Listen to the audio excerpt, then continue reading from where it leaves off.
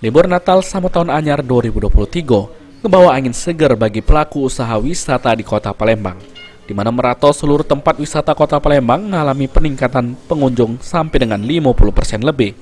Salah satunya di Taman Borong Berpak Palembang yang berada di OP Mall Jakabaring Palembang, di mana pihak pengelola ngaku mengalami peningkatan pengunjung sampai 50%. Sekarang alhamdulillah kita ada peningkatan dari Covid kemarin ya, karena Covid kemarin kan masih PPKM, jadi masih agak sepi. Kalau sekarang lumayan lah.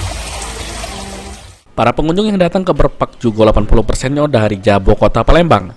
Salah satunya Herta dari Lampung yang berlibur ke wisata Taman Borong Berpak Ngatoke. Sangat nyaman berkunjung ke sini.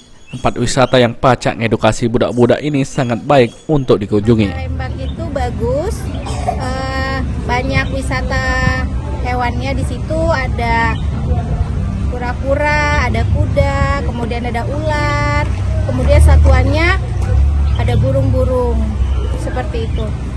Harapannya ke depan gimana, Mbak? Harapannya ke depan mungkin sebaiknya dibuat lebih nyaman lagi agar semua pengunjung bisa menikmati lebih lagi, seperti tempatnya yang agak diperluas, kemudian agak ada angin-angin gitu ya, biar lebih nyaman. Nah, bagi pemirsa Pal TV yang penasaran dengan Taman Borong Berpak ini, segancangnya datang ke sini dengan tiket yang murah. Pemirsa pacak nikmati wisata borong sama mengunjuk makan borong secara langsung.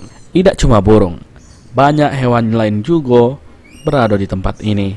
Irawan, Pal TV.